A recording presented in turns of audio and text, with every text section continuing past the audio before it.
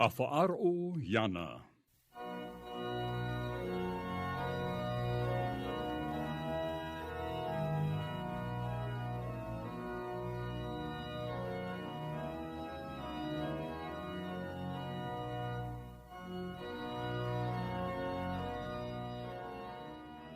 Te titao maru atu nei, te autahe no te metia, o ia hoi la communauté du Christ.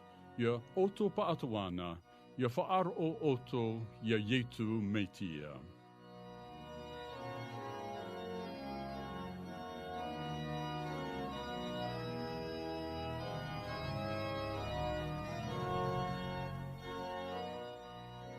E hapir a te ie no te ira au te evaneria a yetu metia. E te aura a no te rera i tō tato nei anō tau. E nā te whatu tato e haamait e, a wharo ai tato i tanara mau prau.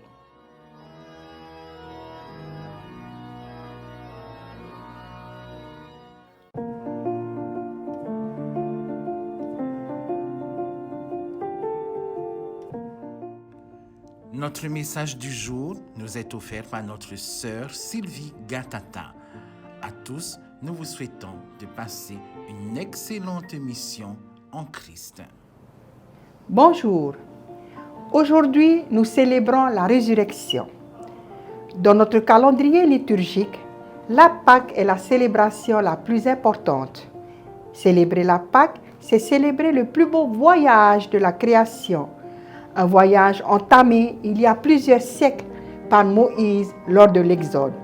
Mais c'est Christ qui l'accomplira. Lorsque Paul écrit aux chrétiens de Corinthe, il était conscient de la difficulté qui l'attendait, car la société corinthienne était gangrenée par des sentiments humains et contraires au mode de vie rempli de grâce et enseigné par Jésus. Lorsque nous abordons le sujet de la résurrection, Paul est conscient que beaucoup d'esprits humains sont plongés dans un brouillard où les cœurs sont endurcis et refusent de s'incliner devant l'évidence de la résurrection. Nous savons que beaucoup de personnes regardent au travers de la lentille humaine et non à travers les yeux de la foi. Paul sait que le monde est plongé dans l'obscurité du tombeau et il nous invite à y pénétrer pour récupérer la lumière. Paul sait qu'il nous faut du courage pour plonger dans l'obscurité et affronter nos idoles, nos peurs et angoisses pour ramener la lumière du Christ dans nos vies. Paul nous apprend et rappelle au travers de cette lettre que la parole de Dieu ne se dilue pas. Il faut la prendre en son entier et non pas seulement ce qui nous plaît. Il faut la prendre aussi sans faire des compromis qui nous arrangent ou qui sont supportables pour notre façon de penser. Ce n'est pas la parole qui doit s'adapter au croyant, mais bien le croyant qui doit adapter à la parole. C'est cela qui rendra sa foi vivante et c'est surtout cela qui lui fera vivre de l'amour du Christ et recevoir les grâces de Dieu. Ce langage n'est pas facile à entendre en notre temps où nous voulons tout remettre en question, tout critiquer et tout adapter à la pensée du monde. La question se pose donc à nous. Savons-nous prendre la parole de Dieu en son entier? Avons-nous suffisamment la foi en Dieu pour baser toute notre vie sur la parole de Dieu? Interrogeons-nous. Quelle est notre foi? Quels croyants sommes-nous vraiment? Pour clôturer notre message, je vous invite à relever le défi suivant. Si vous étiez à la place de ces disciples qui sont entrés dans ce tombeau vide, qu'auriez-vous fait? Seriez-vous sortis perplexes ou remplis d'espoir?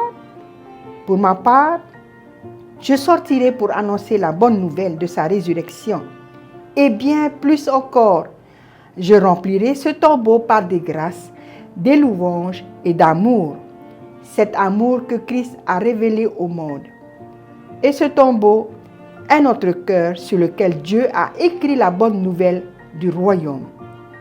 à tous, je vous souhaite de recevoir la lumière de la résurrection en Christ. Amen.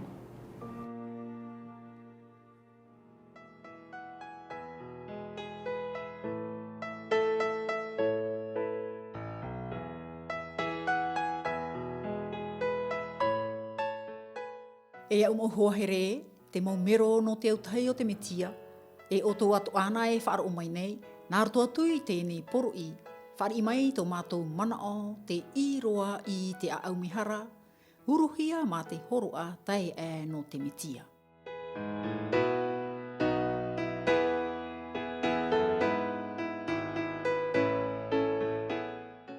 Te hinaro nei mātou, ia riro te i teime no otou, no te whaatupura, te hoe area ti aituru, te oa, te hau e te here. I te oa o Ietu Metia. Amen.